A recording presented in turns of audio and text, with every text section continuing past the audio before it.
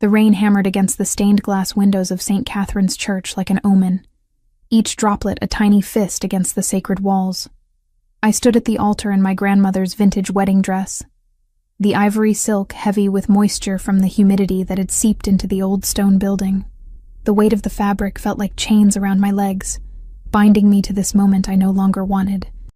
Marcus Wellington III stood beside me in his perfect navy suit, his blonde hair slicked back with precision that matched everything else about his life. Controlled, calculated, cold. His blue eyes held no warmth as he recited the vows his family's lawyers had probably written for him. The Wellingtons had been planning this union for months, ever since they'd discovered the mountain of debt I'd inherited from my grandmother's medical bills. "To have and to hold," Marcus said, his voice carrying easily through the ornate church. But his words weren't meant for me. They were meant for the small gathering of his business associates, the men in expensive suits who sat in the front pews like vultures waiting for a feast. That's when I heard it, the whispered conversation that changed everything. Marcus had turned slightly toward his best man, James Thornton, thinking the organ music would mask their voices. But I caught every word that fell from his lips like poison. "Once we finalize the honeymoon paperwork, the transfer will be complete," Marcus murmured, his smile never wavering as he spoke to me, but meant the words for James. "She'll never discover the offshore accounts or the other contracts. The teacher has no idea what she's signing away." My blood turned to ice water in my veins. Other contracts. Offshore accounts. This wasn't about love or even desperate circumstances. This was about something far more sinister, and I was nothing more than a pawn in whatever game the Wellington family was playing. The priest continued his ceremony, oblivious to the fact that my world was crumbling beneath the ivory silk of my grandmother's dress. The same dress she'd worn when she married my grandfather in this very church 60 years ago. She'd believed in love then. She'd believed in forever. I wasn't going to make her mistake. "If anyone can show just cause why this couple cannot lawfully be wed, speak now, or forever hold your peace." The silence stretched like a held breath. Marcus's grip on my hand tightened, his fingers pressing against my grandmother's antique ring until it bit into my skin. A warning, a reminder that I belonged to him now, body and soul and whatever debts he'd convinced me I owed. But I didn't belong to anyone. "I object," I whispered, so quietly that only Marcus heard me. His perfect smile faltered for just a moment. "Bella, don't be ridiculous. We've come this far." "I object," I said again, louder this time. Loud enough for the priest to hear, for the vultures in their expensive suits to turn and stare. "I can't do this. I won't do this." The words tumbled from my lips like a dam breaking. 26 years of being told what to do, what to want, what to accept, finally bursting free.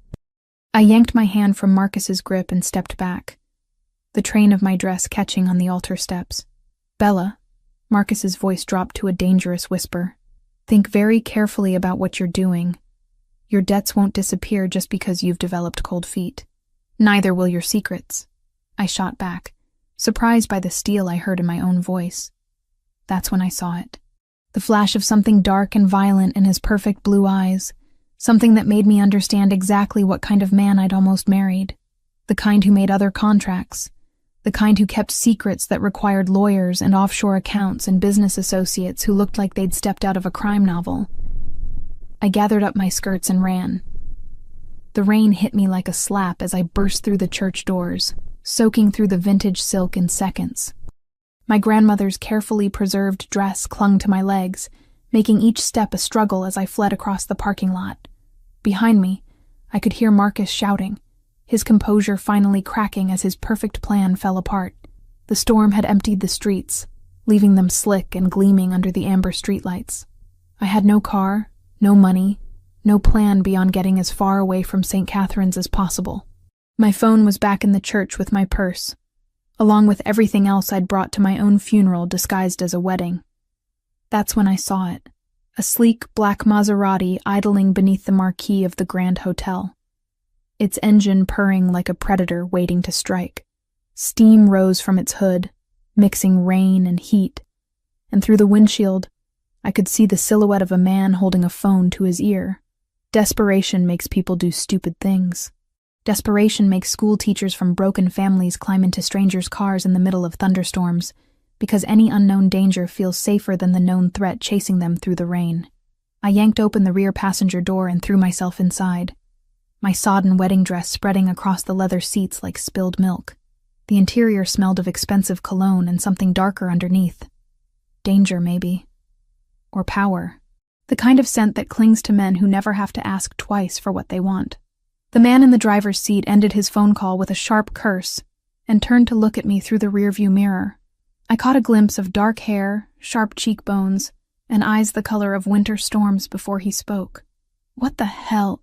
"Please," I interrupted, my voice breaking on the word. "Please, just drive. I'll pay you whatever the meter says. I'll give you everything I have." He stared at me for a long moment, those storm-colored eyes taking in my soaked appearance, the vintage dress, the desperation that must have been written across my face in neon letters. When he spoke again, his voice was lower, more controlled, with an accent that wrapped around his words like silk over steel. "Lady, this isn't a taxi. I don't care what it is. I just need to get away from here. Please." Lightning split the sky behind us, illuminating the church where Marcus was probably mobilizing his business associates to find his runaway bride. The man in the driver's seat seemed to weigh his options, his gaze flicking between me and something in his rearview mirror. Then he put the car in gear. "Buckle up," he said, and we disappeared into the storm-dark streets of the city. It wasn't until we'd driven several blocks that he spoke again, his voice cutting through the sound of rain against glass and the soft purr of the engine. "So, runaway bride, want to tell me what you're running from?" I met his eyes in the rearview mirror, those impossible storm-gray depths that seemed to see straight through me. My wedding. That much was obvious. A slight smile played at the corners of his mouth, visible even in profile. "What I'm curious about is what made you desperate enough to jump into a complete stranger's car. You wouldn't understand. Try me." Something in his voice made me believe he might actually understand the kind of desperation that drives a person to burn their entire life down in a single moment. So I told him about Marcus, about the whispered conversation, about the debts and the contracts and the feeling that I'd been nothing more than a signature on paperwork to the man I'd almost married. He listened without interruption, occasionally nodding or making a soft sound that might have been sympathy or understanding. When I finished, he was quiet for so long I thought he might not respond at all. Then he said the words that should have terrified me, but somehow didn't. "Lady, you just escaped your wedding and climbed into the car of the most dangerous man in this city." The wrought iron gates swung open like the jaws of some ancient beast, revealing a driveway that stretched through manicured gardens toward a mansion that shouldn't exist in the real world. I pressed my face to the rain-streaked window, watching as we climbed toward a structure that belonged in architectural magazines, or the fevered dreams of men with more money than morality. "What is this place?" I whispered, my breath fogging the glass. "Home," he said simply, as if that single word explained everything. The Maserati came to a stop beneath a covered portico, where men in dark suits materialized from shadows I hadn't noticed before. They moved with the fluid precision of dancers, but there was nothing graceful about the bulges beneath their jackets, or the way their eyes swept the surroundings with military alertness. My rescuer, my captor, I was beginning to realize, stepped out of the car and straightened to his full imposing height. In the soft lighting of the portico, I got my first clear look at him. 6'3" at least, with the kind of build that spoke of discipline and violence kept carefully in check. His dark hair was styled with expensive precision, and his face was all sharp angles and classical features that belonged on Roman statues. Beautiful in the way predators are beautiful, dangerous in ways I was only beginning to understand. "Signore Gambino," one of the suited men said, opening my door with deferential courtesy. "Everything is prepared as you requested. Gambino."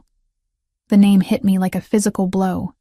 Even a sheltered art teacher from the suburbs knew that name, whispered in news reports and crime documentaries, spoken with fear and respect in equal measure. I'd climbed into the car of Lorenzo Gambino, and now I understood exactly what he'd meant about being the most dangerous man in the city. "I need to go home," I said, not moving from the back seat. My grandmother's dress had dried into wrinkled silk that clung to my skin like a second layer of anxiety. This is a mistake. I shouldn't be here. Lorenzo leaned down to meet my gaze, those storm-gray eyes holding mine with unsettling intensity. You're not leaving, Isabel.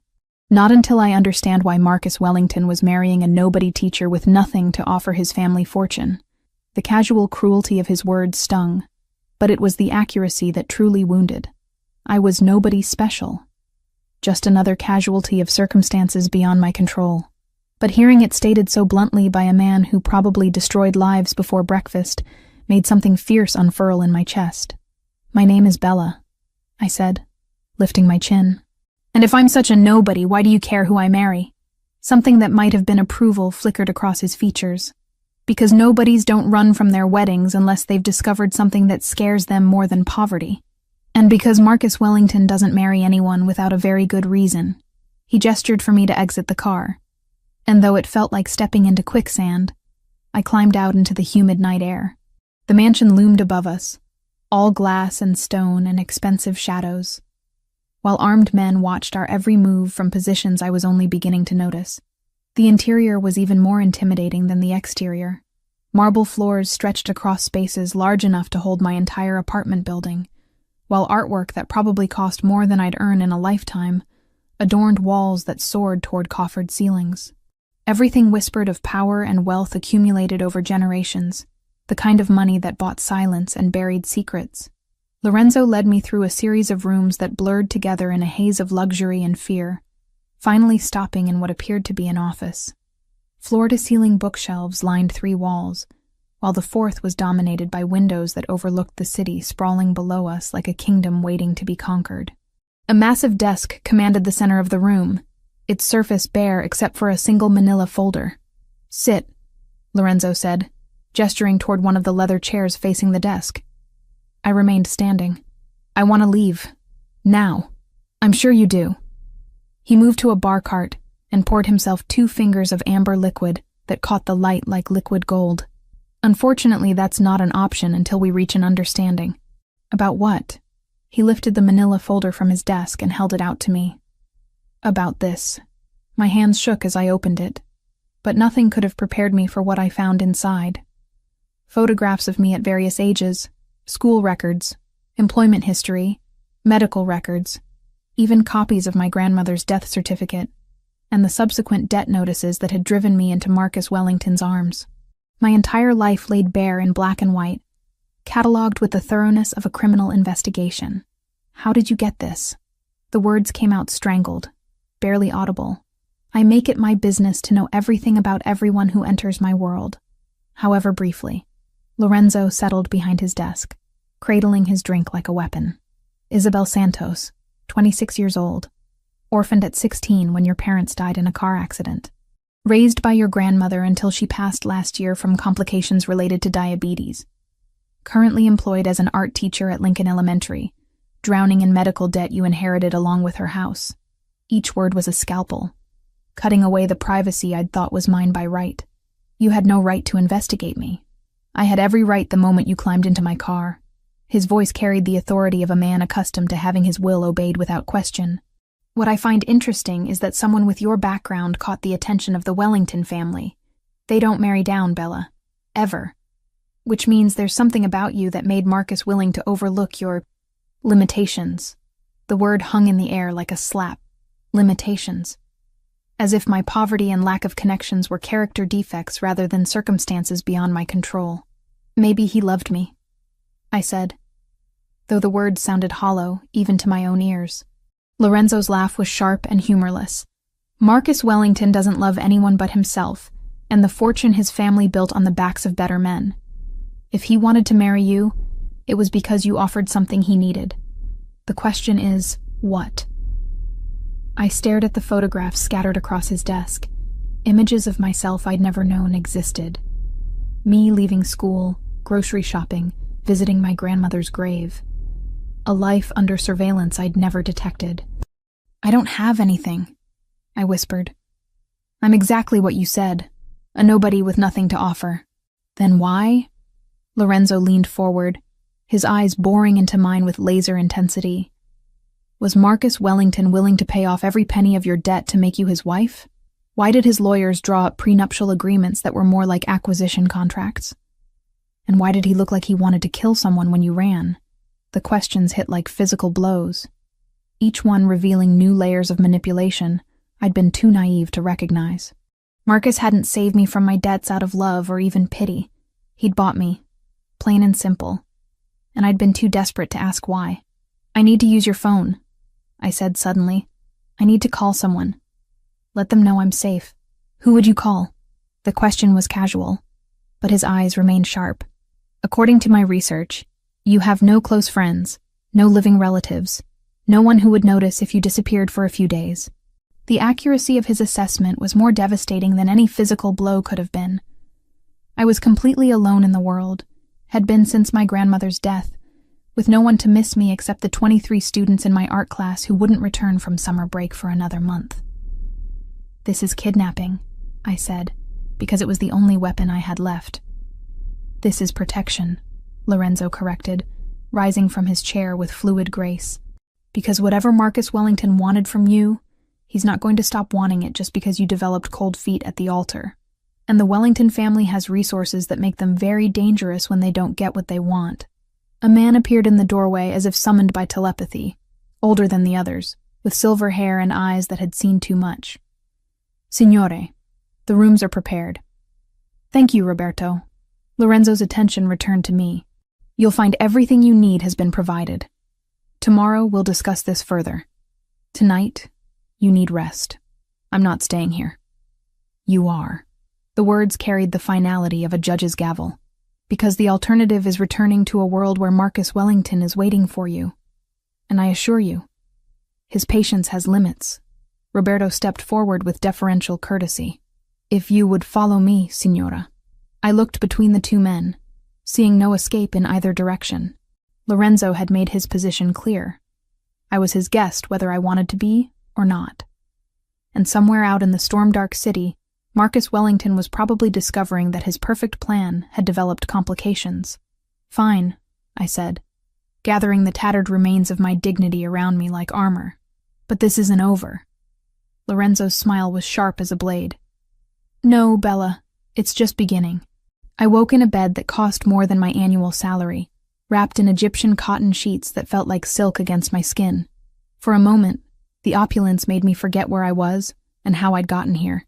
Then reality crashed back like a physical blow, bringing with it the memory of storm-gray eyes and threats wrapped in silk. The suite Roberto had shown me to rivaled anything I'd seen in luxury hotel magazines. A sitting area with furniture that belonged in museums, a bathroom larger than my entire apartment, and a walk-in closet that had been mysteriously stocked with clothes in my exact size. Designer labels I recognized but had never been able to afford, hung in neat rows, from casual wear to evening gowns that probably cost more than my car. I'd slept in the vintage wedding dress out of sheer stubborn spite, letting the wrinkled silk serve as armor against whatever game Lorenzo Gambino was playing. But morning brought practical concerns, and the need for clean clothes eventually overrode my principles. A soft knock interrupted my internal debate about accepting his hospitality. "Come in," I called, expecting Roberto or another servant. Instead, Lorenzo himself stepped through the door, carrying a silver tray laden with coffee and pastries that smelled like heaven. He'd changed from his storm-soaked clothes into a charcoal suit that emphasized the breadth of his shoulders and the dangerous grace of his movements. In the morning light streaming through the windows, he looked less like the mysterious savior from the night before and more like exactly what he was, a predator wearing civilization like an expensive mask. "Sleep well?" he asked, setting the tray on the sitting area's coffee table with movements that spoke of old-world manners drilled into him from birth, as well as anyone can when they're being held against their will. I remained by the windows, using distance as my only defense. "You're not a prisoner, Bella. You're a guest under my protection. Guests can leave when they want to." That ghost of a smile played at the corners of his mouth. Not when leaving would get them killed. The casual mention of death sent ice through my veins, but I refused to let him see my fear. "You're being dramatic." "Am I?" He moved to the windows, stopping close enough that I could smell his cologne. something expensive and masculine that made my pulse quicken despite every rational thought screaming warnings. Tell me, when was the last time you spoke to Marcus? Yesterday, at the church, when I ran. And you think he simply accepted your decision and moved on? The question hung in the air between us, heavy with implications I didn't want to consider. Marcus Wellington wasn't the type to accept rejection gracefully, especially not public humiliation in front of his business associates. He doesn't love me enough to fight for me, I said, though the words felt hollow. Love has nothing to do with this. Lorenzo's voice dropped to that dangerous whisper I was beginning to recognize as his most deadly tone. Whatever arrangement he had with you, whatever he needed you for, it's worth more than wounded pride. Men like Marcus don't give up easily when they've invested time and money in an outcome. I wrapped my arms around myself, suddenly cold despite the warmth of the morning sun. You're trying to scare me. I'm trying to keep you alive. Why? The question burst from me with more force than I'd intended. Why do you care what happens to some nobody teacher? What's in this for you? For the first time since I'd met him, Lorenzo looked genuinely surprised by a question. He studied my face as if I were a puzzle he couldn't quite solve, his storm-gray eyes searching for something I wasn't sure I wanted him to find. Maybe I don't like seeing innocents caught in crossfires they didn't create, he said finally. And maybe you're not telling me the whole truth. Truth is a luxury in my world, Bella. One that can get people killed. He moved away from the windows, and I found myself watching the fluid grace of his movements, the way his suit jacket couldn't quite hide the evidence of violence that had shaped his body. There were scars, I realized, seeing the way he favored his left shoulder almost imperceptibly. Eat something, he said, gesturing toward the tray he'd brought. We need to talk. I'm not hungry. You haven't eaten since yesterday morning. I can hear your stomach growling from here. Heat flooded my cheeks at the accuracy of his observation. My body was betraying me, responding to his presence and his care in ways my mind refused to accept. But the coffee smelled like salvation, and the pastries looked like they'd been crafted by angels. I perched on the edge of one of the silk-upholstered chairs, maintaining as much distance as possible while still reaching the coffee. The first sip was perfect, rich and strong with just enough cream to take the edge off. Exactly how I preferred it, though I'd never told him. How did you know? I asked. Know what? How I take my coffee. The clothes in the closet. My size, my style. How did you know all of that? Lorenzo settled into the chair across from me, cradling his own cup with hands that had probably killed men. I make it my business to know things. That's not an answer. It's the only answer you're going to get.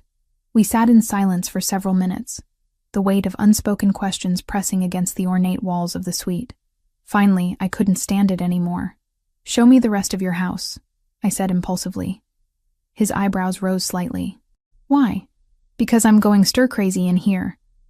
And if I'm your guest under protection, I should at least know where I'm being protected. Something that might have been amusement flickered across his features. All right. But there are rules, such as, you don't go anywhere alone. You don't try to leave the property.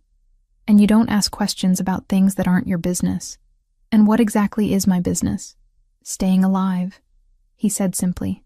The tour that followed was a study in contradictions. Lorenzo's home was undeniably beautiful, filled with art and architecture that spoke of refined taste and unlimited resources. But it was also a fortress, with security measures built seamlessly into the elegance. Cameras hidden behind mirrors, reinforced windows that looked like ordinary glass, and men in expensive suits stationed at strategic points throughout the property.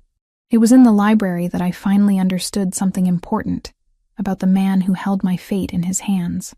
The room was enormous, with floor-to-ceiling bookshelves that held thousands of volumes.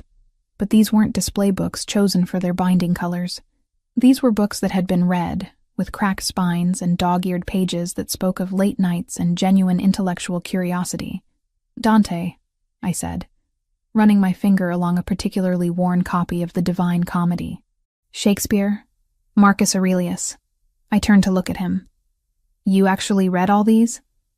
Is that so surprising? Most people in your profession aren't known for their literary interests. Most people in my profession are idiots who think violence is a substitute for intelligence. Lorenzo moved to stand beside me, close enough that I could feel the heat radiating from his body. I learned early that the mind is a more effective weapon than any gun. Is that what happened to your parents? Someone chose violence over intelligence? The question slipped out before I could stop it, born from genuine curiosity rather than calculated probing. Lorenzo went very still, his expression shuddering in a way that made me wish I could take the words back. "That's not your business," he said quietly. "I'm sorry. I didn't mean to. They died when I was 15. The words came out clipped, precise, as if he were reciting facts from a case file. Rival family decided to send a message. Car bomb outside their favorite restaurant. I inherited an empire built on blood and violence, and I've spent every day since trying to make it into something different. The pain in his voice was carefully controlled, but I could hear it anyway, bleeding through the careful composure he wore like armor. Without thinking, I reached out and touched his arm, feeling the tension in his muscles beneath the expensive fabric of his suit. "I'm sorry," I said again, meaning it this time. "Don't be. It taught me that the world is full of predators, and the only way to protect what matters is to be more dangerous than anything that might threaten it." Our eyes met, and something shifted in the air between us. A recognition of shared loss and careful vulnerability. We were both orphans, I realized, both shaped by tragedy into something harder than we'd been born to be. That's when his phone rang, shattering the moment like glass. Lorenzo stepped away to answer it, his voice dropping to rapid Italian that I couldn't understand, but recognized as urgent. When he hung up, his expression had changed, becoming the cold mask of authority I was beginning to dread. "We need to go," he said. "Go where?" "Somewhere safe. Marcus Wellington has mobilized his security team, and they're asking questions about a missing bride." The warehouse district at midnight looked like something from a noir film, all shadows and steam rising from storm drains in the humid summer air. Lorenzo had driven us here in a different car, a nondescript sedan that blended into the industrial landscape like camouflage. His hands gripped the steering wheel with controlled tension, those storm-gray eyes constantly checking the mirrors for signs of pursuit. "Stay in the car," he said, as we pulled into the loading dock of a seemingly abandoned building. "Whatever happens, don't get out." "What's going on? Why are we here?" Before he could answer, his phone buzzed with a message that made his jaw clench. He showed me the screen and my blood turned to ice water. It was a photograph of my best friend Sarah, bound to a chair in what looked like an empty office, her eyes wide with terror above a strip of silver tape covering her mouth. "No," I whispered, my hands flying to my mouth. "No, they wouldn't. She has nothing to do with this." Vincent Torino disagrees. Lorenzo's voice was deadly calm, but I could see the fury burning behind his controlled facade. "He's Marcus Wellington's business partner, and he has your friend. The message is simple. You for her. Then let's go. I'll trade myself. Sarah doesn't deserve this." "Like hell you will." The vehemence in his voice surprised me. "This isn't just about Marcus anymore, Bella. Vincent Torino has been looking for an excuse to move against my family for years. Using you as leverage is just his opening gambit." I stared at the photograph, at Sarah's frightened face, and felt something break inside my chest. She was the only real friend I had left, the only person who'd stood by me through my grandmother's death and the crushing debt that had driven me into Marcus's arms. The idea of her suffering because of choices I'd made was unbearable. "I have to save her," I said. "We will save her," Lorenzo corrected, his hand finding mine across the center console. The touch sent electricity up my arm, warmth and strength that I desperately needed. But we do it smart, not reckless. The warehouse was a maze of shipping containers and industrial equipment, perfect for the kind of clandestine meeting that ended in violence. Lorenzo's men had arrived before us, taking positions in the shadows with military precision. But as we waited in the car, more messages arrived, each one more threatening than the last. "Your parents didn't die in an accident, did they?" The words slipped out before I could stop them, born from a terrible realization that was crystallizing in my mind. The car crash when I was 16. It wasn't random. Lorenzo went very still, his hand tightening around mine. "What makes you say that?" Marcus knew things about me. Personal things that weren't in any public record. And you said the Wellington family doesn't marry down without a reason. My voice was barely above a whisper. They needed me for something specific, didn't they? Something connected to my parents. Bella, tell me the truth. Please.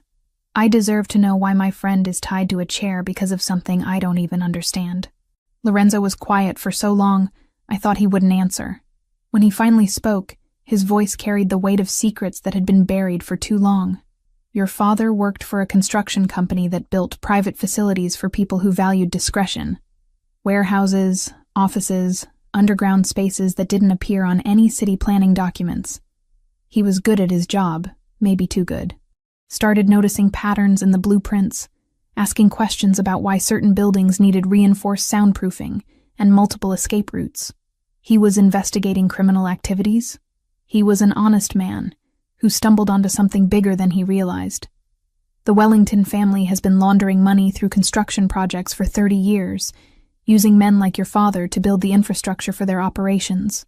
When he started connecting dots, they eliminated the problem.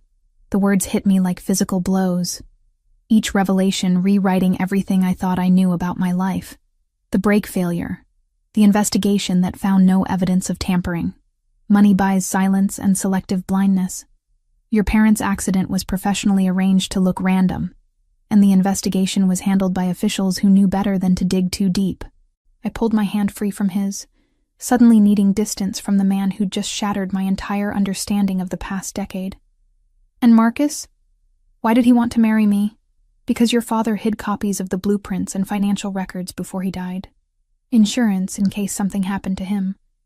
Marcus has been looking for them ever since, and marrying you was his way of getting legal access to everything you inherited. The pieces fell into place with sickening clarity. The hasty courtship, the generous offer to pay my debts, the prenuptial agreement that gave him rights to everything I owned. I'd been so grateful for his rescue that I'd never questioned his motives, never wondered why a wealthy man would want to marry someone so far beneath his social station. Where are they? I asked. The documents my father hid. That's what everyone wants to know. I don't have them. I've never seen anything like that. Maybe not. But Marcus believes you know where they are, and Vincent Torino is willing to torture your friend to make you talk. The sound of approaching vehicles cut through the night air, their headlights sweeping across the warehouse walls like searchlights. Lorenzo's phone rang, and he answered with a sharp, "What?" His expression darkened as he listened. "How many?" "All right. Move to positions 2 and 3. And remember, the girl stays alive no matter what." He ended the call and looked at me with something that might have been apology in his storm-gray eyes. They brought more men than we expected. This is going to get ugly fast. I don't care. I won't let Sarah die because of me. And I won't let you walk into a trap that gets you both killed. Lorenzo cupped my face in his hands, his thumbs brushing across my cheekbones with surprising gentleness. "Trust me, Bella. Let me handle this." "Why should I trust you? You've kidnapped me, investigated my life without permission, and now you're telling me everything I believed about my parents was a lie. Because despite all of that, I'm the only person in this godforsaken city who gives a damn whether you live or die." Before I could respond, he leaned forward and kissed me. It wasn't gentle or tentative, but fierce and desperate, as if he were trying to transfer some essential part of himself to me through the connection of our mouths. I should have pushed him away, should have been thinking about Sarah and the danger we were walking into. Instead, I found myself kissing him back with equal intensity, my hands fisting in the fabric of his shirt as if I could anchor myself to him against the storm that was threatening to destroy everything I thought I knew. When we finally broke apart, both breathing hard, the warehouse district around us had erupted into chaos. Gunfire echoed off the concrete walls, and the air filled with the acrid smell of smoke and violence. Lorenzo's men were already in motion, shadows moving with deadly purpose through the maze of containers and equipment. "Stay down," Lorenzo ordered, checking the weapon he'd pulled from beneath his jacket. "No matter what happens, don't try to be a hero." But as he prepared to step into the gunfight that would determine whether any of us lived to see morning, I realized that heroes weren't born from safety and comfort. They were forged in moments like this, when the choice between courage and cowardice meant the difference between losing everything and fighting for the people you couldn't bear to lose. "Lorenzo," I called as he reached for the door handle. "Be careful." His smile was sharp as a blade, beautiful and terrible in the reflected glow of muzzle flashes. "Careful is what got us into this mess, Angel. Time to be dangerous." Then he was gone, disappearing into the warehouse where Sarah's life hung in the balance and the truth about my parents' death waited to be written in blood and gunpowder on the concrete floors of Vincent Torino's choosing. The gunfight lasted 23 minutes. I counted every second while crouched in the back seat of Lorenzo's sedan, my grandmother's voice echoing in my memory with words I hadn't thought about in years. "If something happens to me, mija, remember where the butterfly lands when the sun sets." She always knew the important places. At the time, I'd thought she was talking about her garden, about the painted lady butterflies that visited her sunflowers every evening. But as bullets shattered warehouse windows and men shouted orders in multiple languages, a different memory surfaced. The butterfly painting she'd commissioned for my 16th birthday, hanging in her bedroom where the afternoon light hit it just right. Behind that painting, she'd said there was a special place where important things were kept safe. When the silence finally came, it was more terrifying than the chaos that preceded it.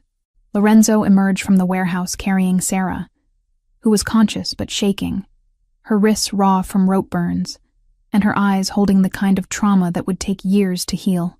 Behind him came his men, supporting a figure I recognized as Vincent Torino, alive, but clearly defeated. "Is she all right?" I asked, reaching for Sarah as Lorenzo helped her into the car. "She will be," he said, his voice rough with exhaustion and something that might have been relief. Torino talked. "The whole operation is bigger than we realized."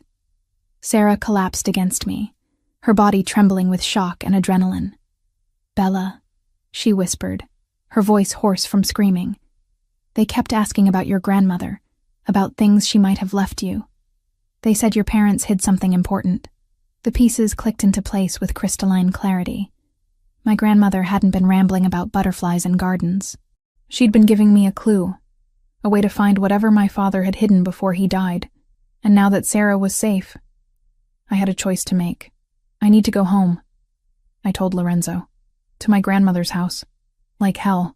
Marcus Wellington is probably watching every property connected to you. Then we'll have to be smarter than him." I met his storm gray eyes, seeing my own determination reflected there. "The documents my father hid. I think I know where they are." Lorenzo studied my face for a long moment, weighing risks against potential rewards. Finally, he nodded. "We do this my way. Full security, complete surveillance sweep, and you don't touch anything until I'm certain it's safe." The drive to my grandmother's house took us through neighborhoods I'd avoided since her funeral, past the small clinic where she'd received her dialysis treatments, and the church where I'd said goodbye to her 6 months ago. The house looked smaller than I remembered, a modest 2-bedroom bungalow with a front garden that had grown wild without her careful tending. Lorenzo's security team arrived first, sweeping the interior for surveillance devices or booby traps, while I waited in the car with Sarah, who'd finally stopped shaking but still flinched at sudden noises.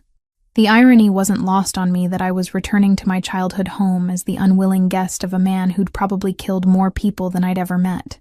"Clear," Roberto's voice crackled through Lorenzo's radio. "But there are signs someone else has been here recently. Windows forced, furniture moved, papers scattered." Marcus had already searched the house. The realization sent ice through my veins, followed by a surge of anger that surprised me with its intensity. This was my grandmother's sanctuary, the place where she taught me to paint and cook, and believe that art could make the world beautiful despite its cruelties. The idea of Marcus's people violating that sacred space made something fierce unfurl in my chest. "He didn't find them," I said with sudden certainty. "He didn't know what to look for." The butterfly painting hung exactly where I remembered, in my grandmother's bedroom facing the window where the afternoon sun created patterns on the faded wallpaper. But now I noticed what I'd missed as a teenager. The frame was slightly larger than the canvas, creating a narrow space between the painting and the backing. "Help me take this down," I told Lorenzo, reaching for the corners of the frame. Together, we lifted the painting from its hook and laid it face down on the bed. The backing was held in place with small metal clips, and when we removed them, A manila envelope fell onto the bedspread like a secret finally ready to be revealed.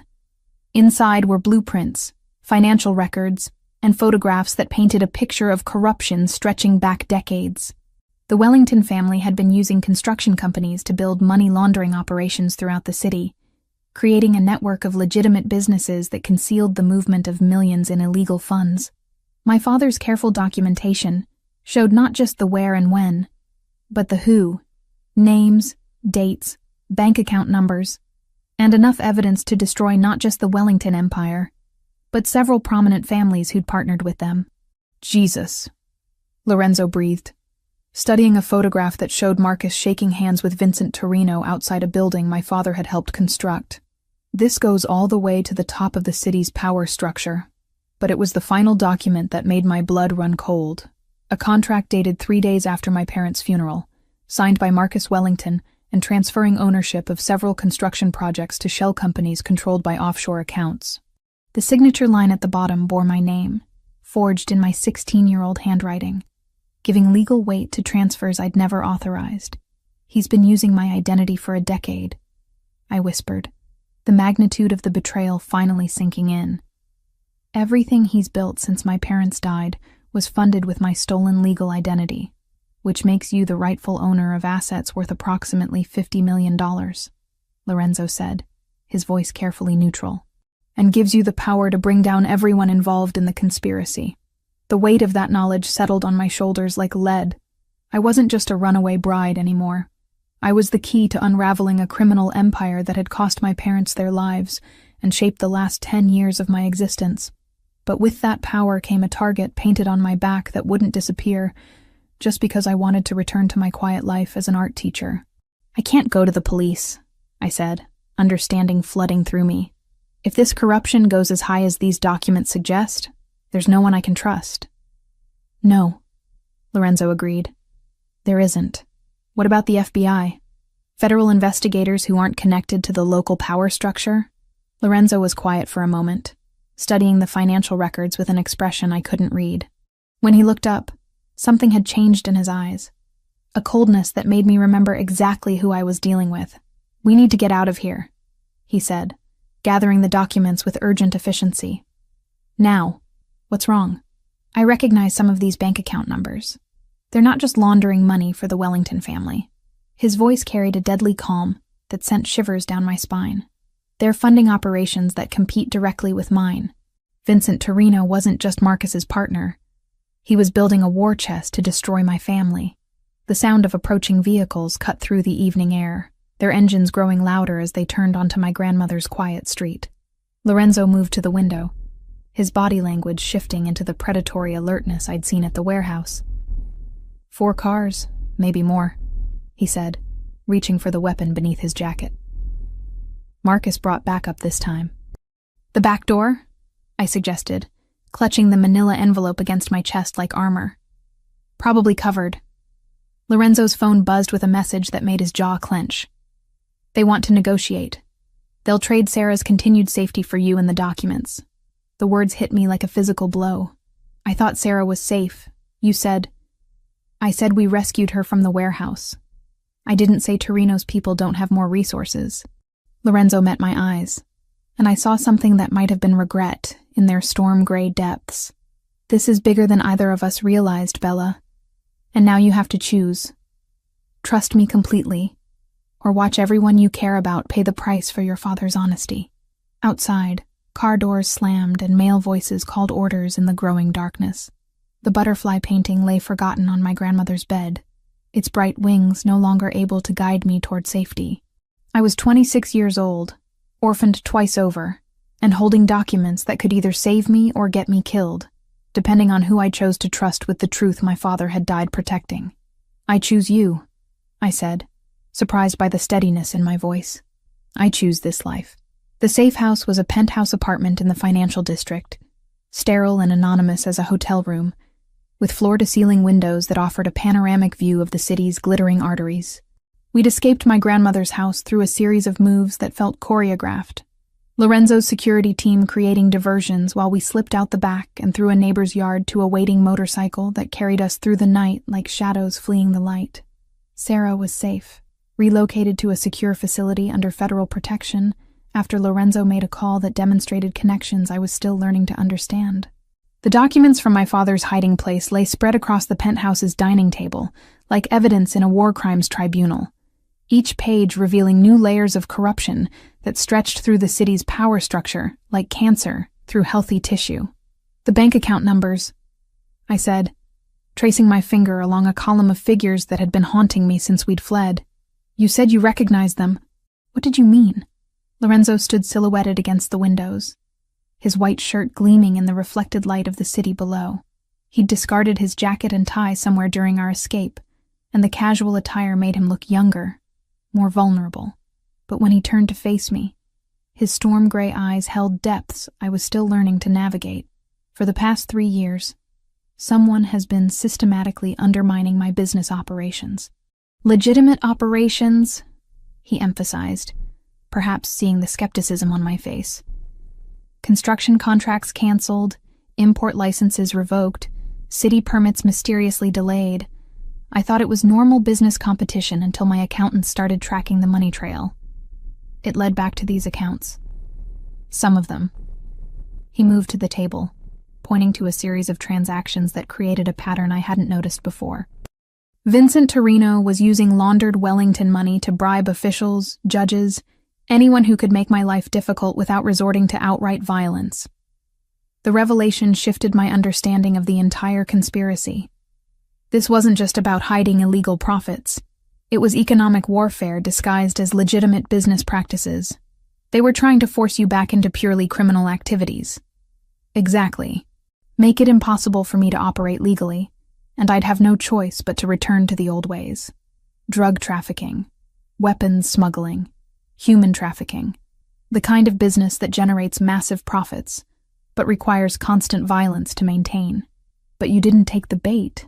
Lorenzo's smile was sharp as broken glass. "I've spent 8 years building something different. My father's generation ruled through fear and bloodshed. But that model doesn't scale in the modern world. Real power comes from being indispensable to the legitimate economy, not from being its enemy."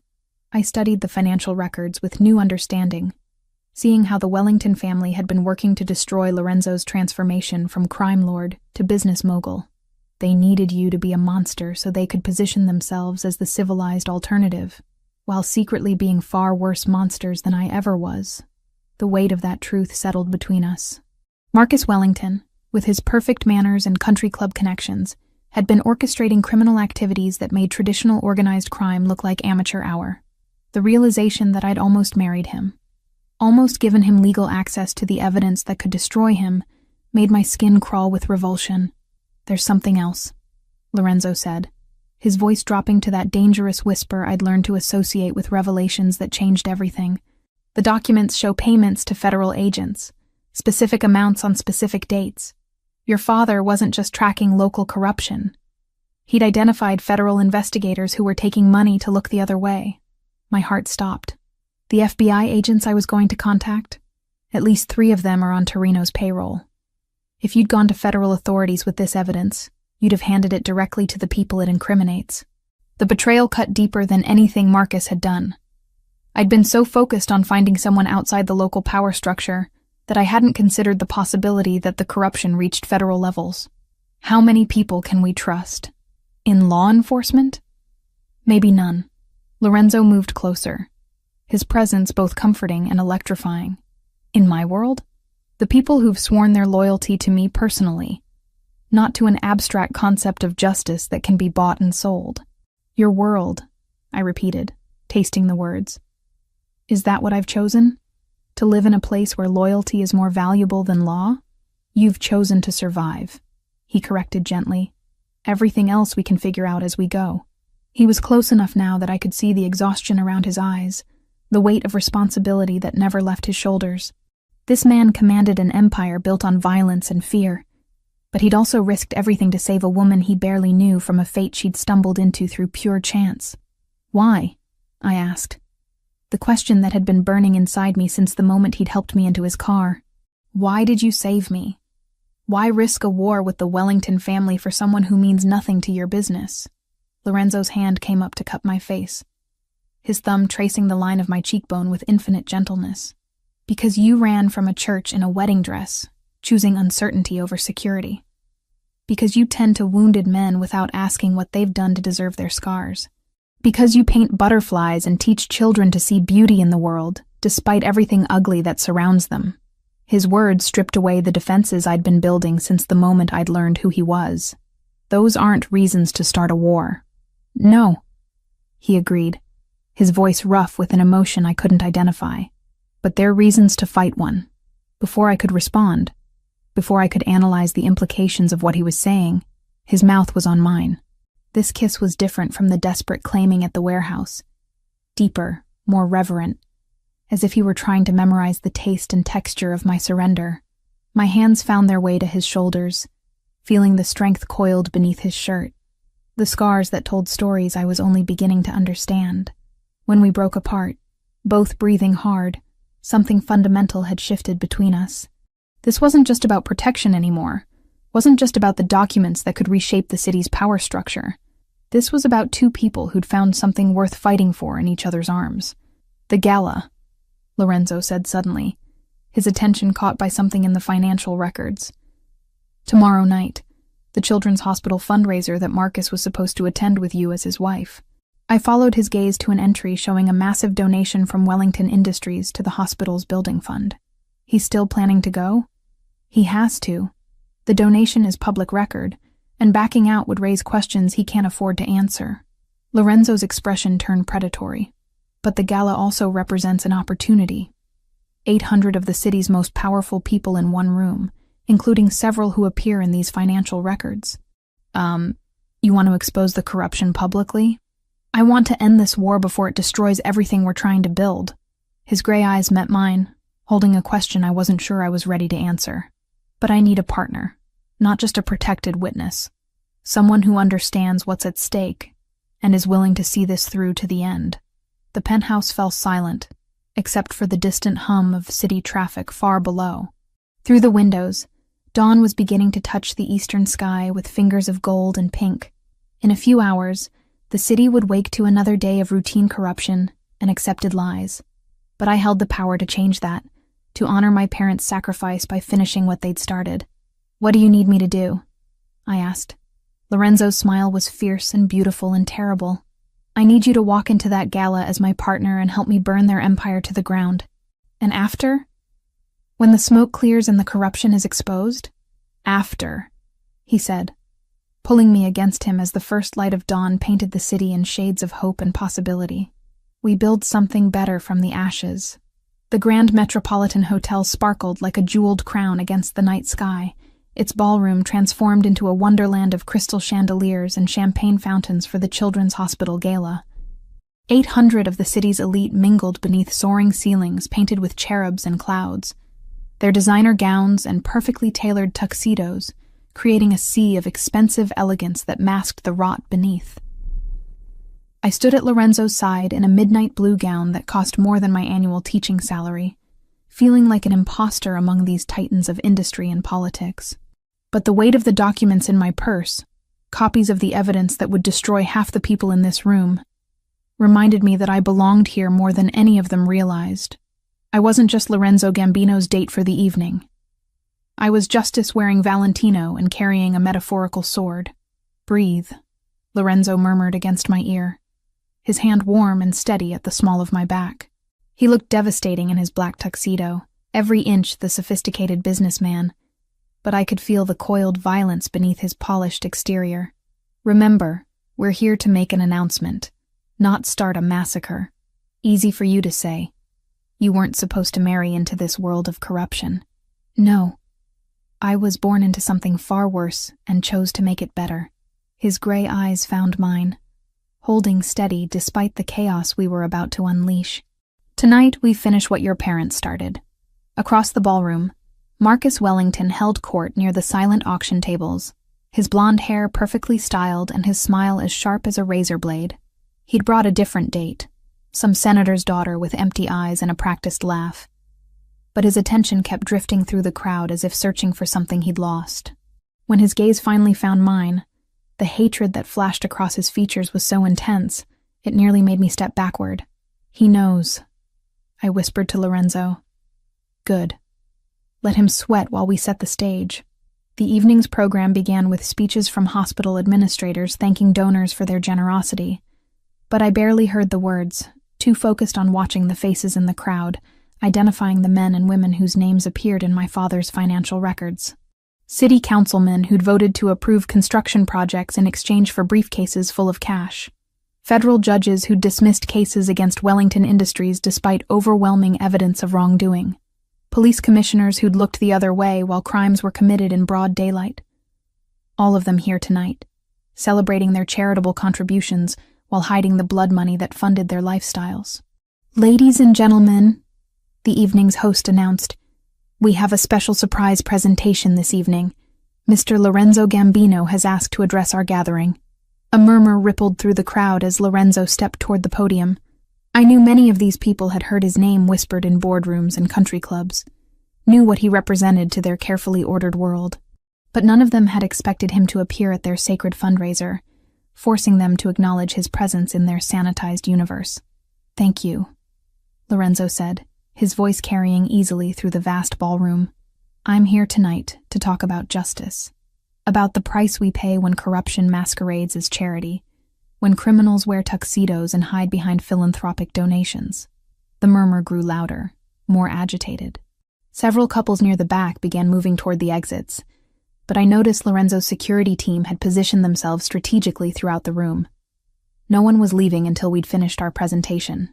10 years ago, Lorenzo continued, 2 honest people died because they discovered evidence of a conspiracy that reaches into every level of this city's government. Their deaths were made to look accidental, but their daughter survived, and she's been carrying their legacy ever since. He gestured for me to join him at the podium, and despite the terror coursing through my veins, I walked forward on unsteady legs. 800 pairs of eyes focused on me like spotlights, but it was Marcus Wellington's furious glare that held my attention. Bella Santos, Lorenzo said, his hand finding mine and squeezing gently. Daughter of Miguel and Carmen Santos, whose only crime was refusing to participate in the destruction of their city. I took the microphone with trembling fingers, feeling the weight of a decade's worth of lies pressing against my chest. My parents died because they discovered that Wellington Industries was using construction projects to launder money for criminal organizations. They left behind evidence of corruption that reaches into the FBI, federal courts, and this city's highest offices. The ballroom erupted into chaos. Voices raised in protest and denial, chairs scraping against marble floors as people tried to leave, the sharp sound of champagne glasses shattering as they hit the ground. But through it all, I kept speaking, my voice growing stronger with each revelation. The man who was supposed to marry me yesterday, Marcus Wellington, has been using my stolen identity for 10 years to authorize financial transactions worth over $50 million. Money laundered through children's charities, hospital donations, and construction projects that created safe houses for human traffickers. You lying bitch. Marcus's voice cut through the noise as he pushed through the crowd toward the stage. His perfect composure had finally cracked, revealing the violent criminal beneath the tailored suit. You have no proof of any of this. Actually, I do. I reached into my purse and withdrew the manila envelope that had been hidden behind my grandmother's butterfly painting. Financial records, photographs, bank account numbers, and recorded conversations that document every transaction, every bribe, every murder committed to protect this conspiracy. That's when Marcus pulled the gun. The ballroom fell silent, except for the sound of several women screaming and men shouting orders, as security teams from multiple organizations suddenly appeared throughout the room. Marcus held a small pistol pointed directly at my chest, his perfectly manicured finger trembling on the trigger. You should have married me when you had the chance, he said, his voice carrying clearly in the sudden stillness. Should have kept your mouth shut and played your part like a good little wife. Like my mother should have kept her mouth shut, I shot back, surprising myself with my steadiness. Like my father should have ignored the evidence of your family's crimes? Your parents were collateral damage in a business dispute. Nothing personal. Everything about this is personal. Lorenzo stepped between Marcus and me, his movements fluid despite the weapon trained on us. You made it personal when you decided to use her parents' deaths to steal her identity. When you tortured her best friend to find documents you had no right to possess. Stand down, Gambino, Marcus snarled. This doesn't concern your organization. It concerns me when someone threatens what's mine. The possessive claims should have bothered me, should have triggered my independent streak and feminist principles. Instead, it sent heat flooding through my body, a primitive recognition that this dangerous man was willing to die protecting me from the monsters who destroyed my family. Vincent Torino is already in federal custody, I announced, watching Marcus's face go pale, along with the bank records that show exactly how much money he paid federal agents to cover up your family's crimes. The corruption stops tonight. You naive little girl. Marcus laughed, but the sound was desperate rather than amused. You think exposing this will change anything? There are a dozen other operations ready to take Wellington Industries' place. The system is bigger than any one family. Maybe, Lorenzo said calmly. But every system has weak points, and you've just become one of them. The shot came from behind Marcus, not from his gun. Vincent Torino had somehow escaped federal custody and made his way into the ballroom, his own weapon drawn and pointed at the man who'd betrayed him. Marcus spun around, his pistol tracking toward this new threat, and in that moment of distraction, Lorenzo moved. The fight lasted perhaps 30 seconds, but it felt like hours. Lorenzo's training was evident in every economical movement as he disarmed Marcus and sent him crashing into the silent auction tables. Torino fired twice more, the bullets shattering champagne bottles and sending guests diving for cover behind overturned tables. I didn't think, didn't plan, didn't consider the consequences. When I saw Torino taking aim at Lorenzo's back while he fought with Marcus, I grabbed the nearest heavy object, a crystal champagne bucket, and threw it with all the strength my grandmother had built into my arms through years of painting and sculpting. The impact sent Torino staggering backward, his shot going wide. Lorenzo finished the fight with Marcus and spun to face this new threat. But Torino was already falling, his head striking the marble floor with a sound that would haunt my dreams for years. In the sudden silence that followed, sirens wailed in the distance. Not just police, but federal agents who'd finally received clean intelligence about the corruption in their own ranks. The guests who remained in the ballroom stood frozen, waiting to see who would survive the collapse of their carefully constructed world of lies. It's over, I said, looking around at the faces of men and women who'd spent decades hiding behind charitable donations and political connections. All of it. The files are already in the hands of federal prosecutors who aren't on your payroll. Marcus Wellington, blood streaming from his nose and his perfect hair finally mussed, looked up at me from the ruins of his family's empire. You have no idea what you've destroyed tonight. I know exactly what I've destroyed, I replied, taking Lorenzo's offered hand and stepping over the crystal fragments that glittered like stars on the marble floor. I've destroyed the machine that killed my parents. Everything else is just collateral damage. As federal agents flooded into the ballroom to begin the largest corruption sweep in the city's history, Lorenzo squeezed my hand tightly. You're not the same frightened girl who ran from the altar, he said, his voice rough with something that might have been pride.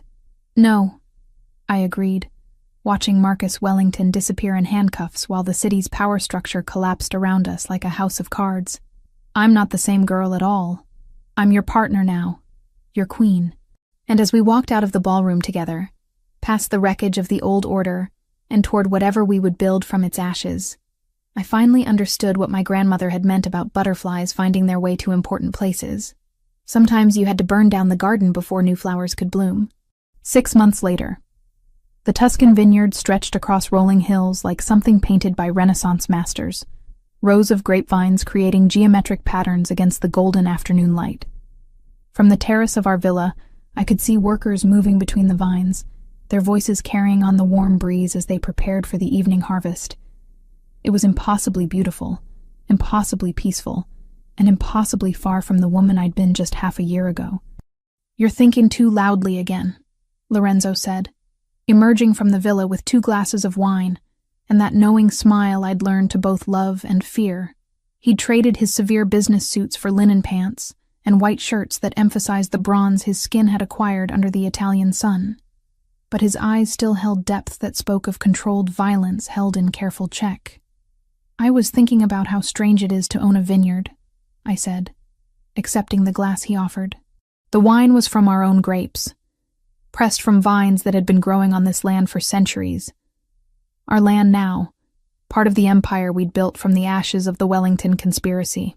6 months ago, I was a teacher drowning in debt. Now I'm an international businesswoman with holdings in 3 countries. You're much more than that. Lorenzo settled beside me on the stone bench, his shoulder warm against mine. You're the woman who brought down the most powerful criminal organization on the East Coast. You're the architect of the Santos Foundation for Children's Education. You're my partner in every sense of the word. The Santos Foundation had been my idea, a way to honor my parents' memory while ensuring that the $50 million we'd recovered from Marcus Wellington's illegal activities went towards something meaningful. We'd established schools in underserved communities, art programs for at-risk youth, and scholarship funds for children who'd lost their parents to violence. It wasn't enough to bring back the people who'd died because of the Wellington family's greed, but it was a start toward healing the wounds they'd inflicted. "Sometimes I still can't believe it worked," I said, watching the sun begin its descent toward the horizon, "that we actually managed to expose all of them. Marcus Wellington is serving life in federal prison. Vincent Torino died trying to escape justice. 17 federal agents, 12 judges, and 43 city officials have been convicted on corruption charges." Lorenzo's voice carried satisfaction mixed with something darker. "The old system is broken beyond repair, and we built something better in its place. We're still building it." The transformation hadn't been easy or quick. The exposure of the Wellington conspiracy had sent shockwaves through the city's power structure, creating a vacuum that could have been filled by even worse predators. But Lorenzo had been preparing for this opportunity for years, positioning his legitimate businesses to step into the void left by the corrupt organizations we'd destroyed. Gambino Industries now controlled construction, shipping, and real estate development throughout the metropolitan area, but it operated with transparency that would have been unthinkable in his father's generation. Every contract was public record, every transaction scrutinized by independent auditors, every employee protected by labor agreements that set industry standards for workers' rights. "Roberto called while you were painting," Lorenzo said, referring to his second-in-command who'd remained in the city to oversee operations. "The waterfront development project has been approved by the new city council. Groundbreaking starts next month. That's the housing project for displaced families? Mixed-income housing, community center, medical clinic, and educational facilities. Everything we talked about." His arm came around my shoulders, pulling me closer against his warmth. "Your design for the Children's Art Center was approved unanimously." Heat flooded my cheeks at the compliment. I'd never stopped painting, even as my life transformed beyond recognition. But now my art served a different purpose, creating spaces where children could find beauty and hope despite the darkness that might surround them. The portfolio Lorenzo had commissioned for the waterfront project was some of my best work. Architectural sketches infused with the kind of optimism I'd never thought possible in my old life. "There's something else Roberto mentioned," Lorenzo continued, his voice dropping to that careful tone I'd learned to recognize as significant. "A marriage proposal." My heart stopped for a moment before I realized he was talking about business, not us. "From who?" "The Romano family in Chicago. They want to formalize an alliance through a marriage between their daughter and one of my cousins. And I told them the era of arranged marriages ended with my generation. If my cousin wants to marry their daughter, he'll court her properly and ask for her consent, not her father's permission." The casual rejection of old-world traditions spoke to how much Lorenzo had changed from the man who'd first commanded my presence in his car. Power hadn't softened him, but love had made him more human. The fierce protector who'd saved me from Marcus Wellington had evolved into a partner who valued my opinions and honored my independence, even as we built a life together. "Speaking of marriage proposals," he said, and this time his voice held something that made my pulse quicken. I turned to look at him, seeing something in his storm-gray eyes that I'd never seen before. Vulnerability mixed with hope. Fear combined with determination. He reached into his pocket and withdrew a small velvet box that caught the afternoon light like a promise. "Lorenzo, I know what you're thinking," he interrupted gently. "We've been through too much, changed too much to rush into anything traditional. But I also know that every morning I wake up grateful that you chose to trust me instead of running from me. Every night I fall asleep, knowing that I'd burn down the world before I'd let anyone hurt you. He opened the box to reveal a ring that took my breath away. Not a traditional diamond, but a sapphire the color of storm clouds surrounded by smaller stones that caught the light like stars. It was beautiful and unusual, and perfectly suited to the unconventional love story we'd written together. This isn't about ownership or control or any of the reasons people in my world usually marry, Lorenzo continued. This is about choosing each other, every day, for the rest of our lives. About building something beautiful together, from the foundation of trust we've created. I stared at the ring, at the man offering it, at the life spread before us like a golden path, toward an uncertain but hopeful future. 6 months ago, I'd been a runaway bride fleeing from a man who'd seen me as nothing more than a signature on paperwork. Now I was being asked to marry someone who'd seen me at my weakest and helped me discover strengths I'd never known I possessed.